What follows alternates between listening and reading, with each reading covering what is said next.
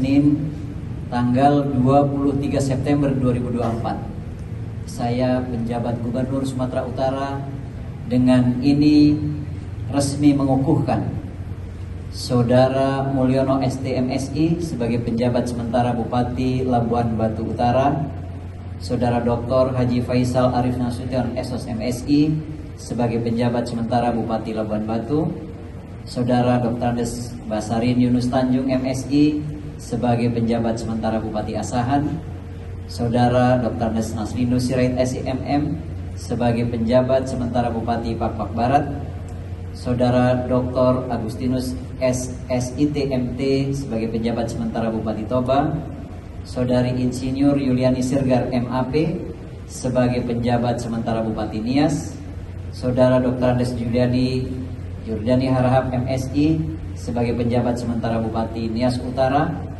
Saudara Haji Parlindungan Pane SHMSI sebagai penjabat sementara Bupati Serdang Bedagai, Saudara Dr. Andes Mateus Tan MM sebagai penjabat sementara Wali Kota Pemantang Siantar, Saudara Dr.